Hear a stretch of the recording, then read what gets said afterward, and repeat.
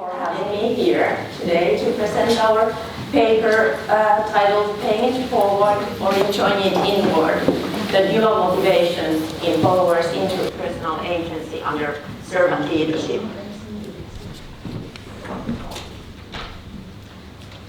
Luckily, I'm not in this process alone. I'm in a good company. Olli-Pekka Kauppila is my thesis supervisor at Hanken School of Economics in Finland. And then Sen joined later to our manuscript team as our servant leadership expert.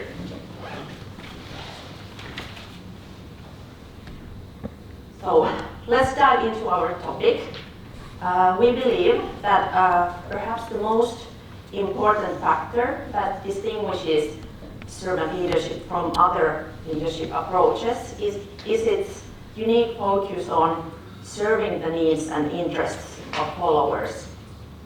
And it is very clear that the provision of service leads to many positive outcomes. However, we think that previous research has not paid enough attention to followers' experience of being served by servant leaders and how it shapes their agentic social behaviors. We are studying brokering, through which followers can influence the structure of social relationships in social networks.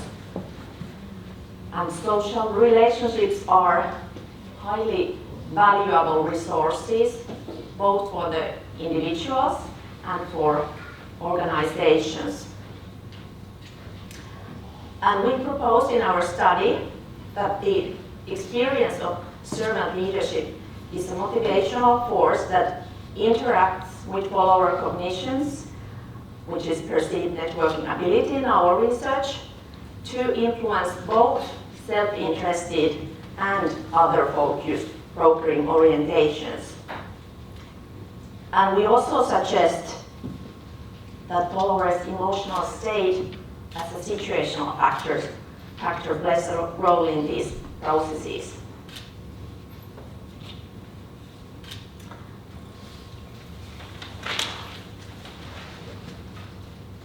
So, as I already briefly mentioned, brokering means the active process by which individuals influence social relationship structures in their social environment.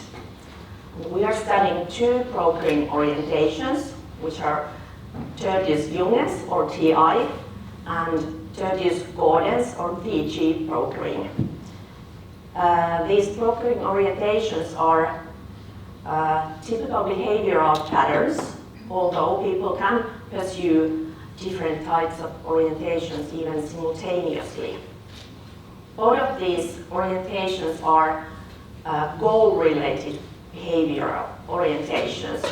And the goal of TI brokering is to join people for collaboration.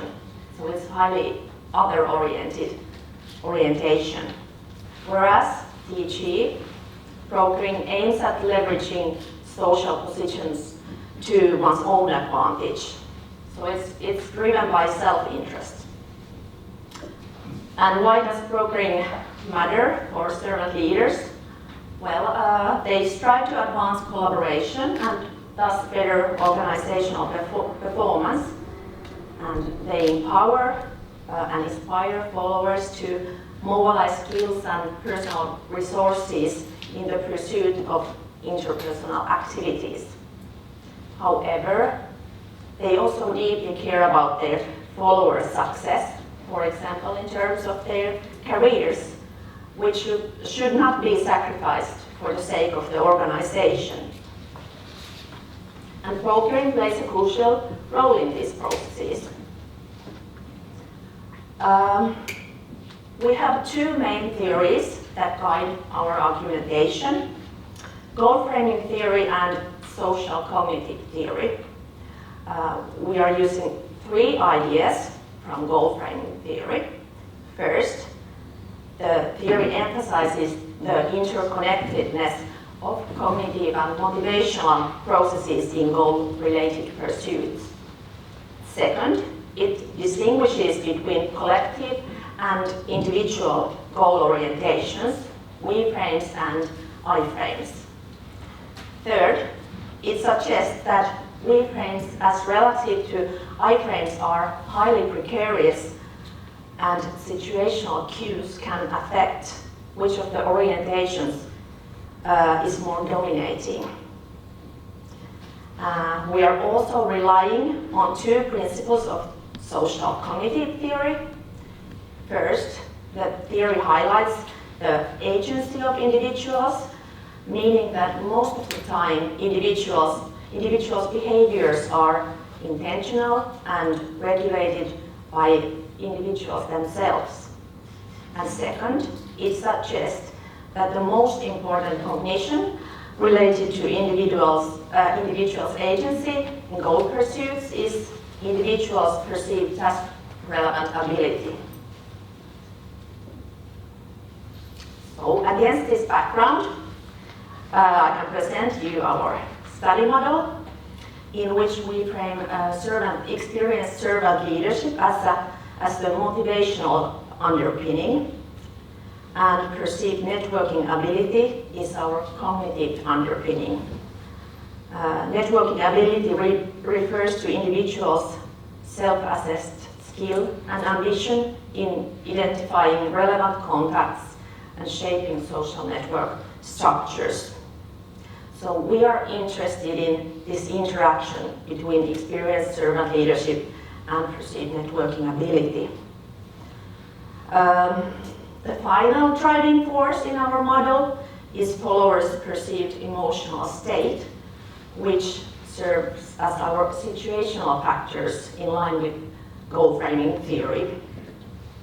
We are using insights from the Broaden and Build theory of positive emotions and evolutionary psychology to argue that individuals emphasize different goals depending on whether their emotional state allows for contributing to others, which is the case for a positive emotional state, or calls for strengthening their own social position, which we argue is the case when they are experiencing mostly negative emotions at work.